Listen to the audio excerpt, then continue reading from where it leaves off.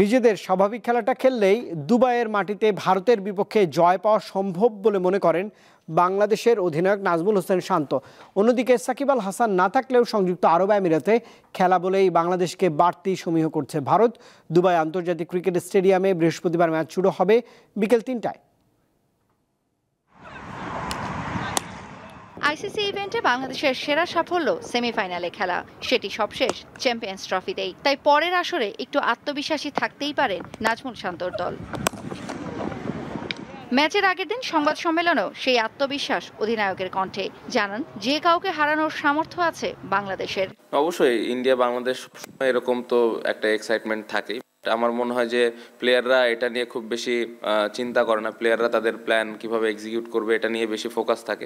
অবশ্যই আমরা অতীতে এরকম করেছি। আমি বিশ্বাস করি যে আমাদের ওই অ্যাবিলিটিটুকু আছে এবং আমাদের প্রিপারেশন ওয়াইজ আমরা ভালো অবস্থান। সাকিব আল হাসানকে মিস করবেন কিনা বিদেশি সাংবাদিকের মুখে এমন প্রশ্নে পেশাদারিত্বের সাথে উত্তর দেন তিনি। পরে ব্যাখ্যা করেন বর্তমান দল নিয়ে তার সন্তুষ্টির কথা।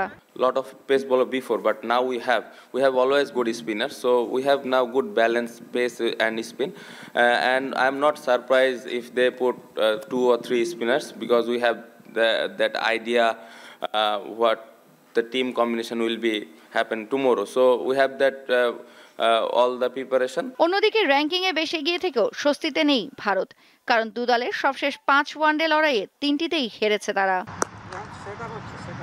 দুই দলের মুখোমুখি লড়াইয়ে 41 বারের দেখায় মাত্র 8 বার জিততে পেরেছে বাংলাদেশ। তৌসিয়া ইসলাম, দীপ্ত স্পোর্টস।